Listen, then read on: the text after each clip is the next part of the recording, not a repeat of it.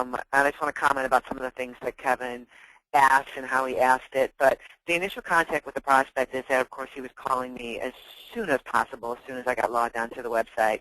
And the most powerful thing that's your responsibility to do is find out what their why is. And if we're not asking these key questions, if we're trying to set an appointment to meet with somebody because we're so excited because we finally got to talk to somebody on the telephone and we've, been dialing the phone for hours and we get to finally talk to a live human being, we try to close them for an appointment to meet with them. But number one, we haven't asked them, well, why are you thinking about moving into Circle C? How long have you been looking for a home? Do you have a home to sell? Are we making appointments with buyers who have houses to sell? And I know this to be true because I have coaching clients. I ask this question about their teams. If you turn around and ask your buyer's agents on your team who they're meeting with, and then you ask them the question about, well, do they have a home to sell? And your buyer's agent looks at you and goes, I don't know. It's because we haven't taught them to ask the right questions. So we want to make sure that we're keeping our buyers and our agents and ourselves out of harm's way by asking all these right questions. Qualifying for an appointment it's really more about disqualifying, isn't it, Kevin, than it is about qualifying.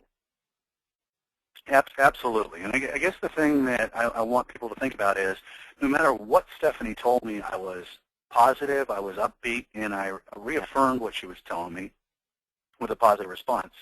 One of the areas where you can get into trouble with buyers is if you sound down on what they're saying. I think, for example, in the question where I asked her if she's working with any other agents, it didn't matter what she said to me.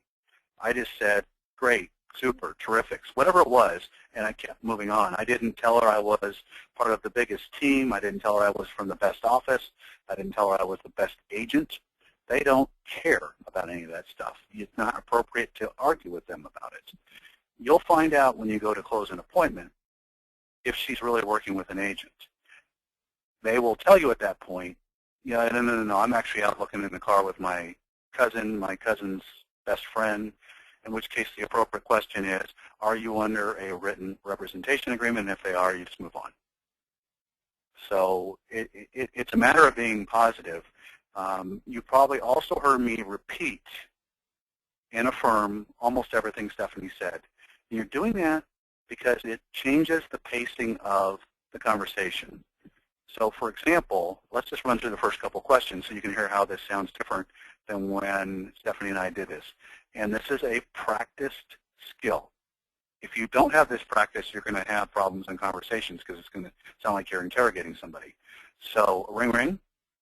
Hello. Yeah, hi. My name is Kevin. I'm a real estate agent here in Austin, and I saw you signed up on our website. I was wondering, how long have you been looking for a home? About 3 months. Great. And what was your name? My name is Stephanie. Okay, I'm Kevin, and I'm just wondering, how soon do you need to be moved into your home? By November. Okay, by November. And do you need to sell a house in order to buy? No, I don't need to sell a house. And can we just stop already? I mean, guys, you can just see already. If he's not repeating and affirming back to me, or maybe asking another question on that first question, so how long have you been looking for a home? And then you usually said, so you say you've been looking for about 6 weeks. He goes right on to the next question. How does that feel? Unless he's repeating. I'm sure. Oh, my gosh. It's just like one question after the other. I mean, I'm already irritated, and I'm role-playing with my husband, and I'm irritated. So that repeating and affirming, and you think about just using that skill, it is a skill in everyday life, how it changes the conversation and the rhythm of the conversation, and it shows that you really are interested and you really are listening to what I have to say. My biggest concern for most of my clients that are either in coaching with me or listen to these webinars is that I think we're so afraid they're going to hang up on us. I think that's what probably our biggest fear is. They're going to hang up on me, so I'm just going to keep asking questions until, hopefully I can get them to give me the appropriate answer that I'm looking for. But if I can just get through these questions really quick, but if you don't slow down and repeat and affirm back to them what they've heard, you will lose them, won't you, Kevin? They will hang up on you. Absolutely, and I did that very purposely in a couple ways. One, I sped up my questions so I can get through them quickly because just in the interest of time today. But many people, if they send us a tape of what they sound like on the phone, sound pretty similar to that. And you could see that Stephanie just felt uncomfortable because it's like, well, wait a minute, who is this person answering questions? So action item for anybody, whether you're listening to this as the recording or you're listening to this right now, is when you're role-playing, you and your role-play partner need to be practicing, and one of the grades, you'll never get an A in this unless you're repeating and affirming. It's probably more important to practice that skill with everything you're doing, and if you go off of that, stop, start over again. Because if you don't do that, it doesn't matter how many times you've gone through asking the questions, it's never going to work well.